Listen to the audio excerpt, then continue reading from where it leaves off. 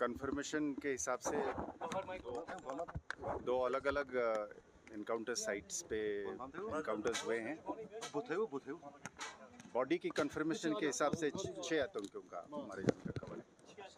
जी sir, कितनी बड़ी सफलता है ये सिक्योरिटी फोर्सेस के लिए, क्योंकि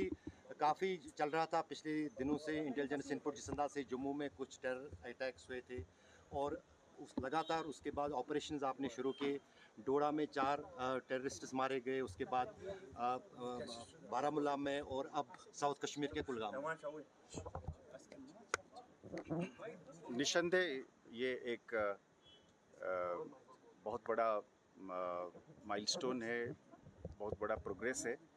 सिक्योरिटी एनवायरनमेंट में मजबूती लाने के लिए ये सक्सेसेस बहुत मायने रखते हैं और एक सब्सटेंटिव तौर पे भी और एक मैसेजिंग के तौर पे भी ये इस चीज़ की इंडिकेशन है कि सिक्योरिटी आर्किटेक्चर की और लोगों का बढ़ चढ़ कर इसमें ह्यूमन इंटेलिजेंस की जो फ्लो है उससे जाहिर होता है कि ये एक फ़ाइट जो है वो लॉजिकल कंक्लूजन पर पहुंचेगी और इसमें लगातार इस तरीके का सक्सेसेस आते रहेंगे और जो भी कोशिश होगा दूसरे साइड से, उन्होंने मजबूर हैं अपने कोशिशों से बाज नहीं आने का, पर हम अपनी सिस्टम को, अपना सिक्योरिटी आर्किटेक्चर जिसमें Jammu Kashmir police, Indian army, agencies और सेंट्रल आर्म पुलिस फोर्सेस हैं, सब मिलकर और ख़ासकर जैसे मैं बार बार जगह जगह पर कहता हूँ कि अवामी सपोर्ट के साथ, लोगों के साथ इस चीज़ को हम ज़रूर जीतेंगे और हम ये समझते हैं कि लोगों का पीस में, शांति में और ज़्यादातर और लोगों का जान बचाने के लिए, इस अफरा तफरी को ख़त्म करने के लिए मेरे ख्याल में सब लोग इसमें शामिल हो रहे हैं और ये एक और जोर पकड़ रहा है। सर, कुछ आइडेंटिफिकेशन हुई है कौन सा ग्रुप था, ये कहाँ से आया? अभी ऑपरेशंस चालू है, इसलिए एक जगह में अभी ऑपरेशन कंक्लूजन पे नहीं पहुंचा है, तो जब हो जाएगा तब हम क्लैरिटी के साथ बात कर सकते हैं। कई बार ऐसा होता है कि दो तंजीम आपस में भी कोऑर्डिनेट करके बैठते हैं, तो इसलिए जब हम एक एक करके इसकी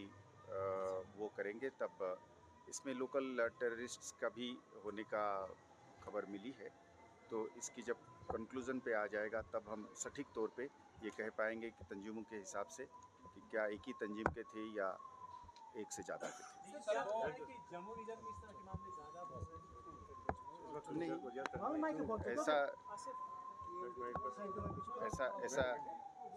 ऐसा नहीं है कि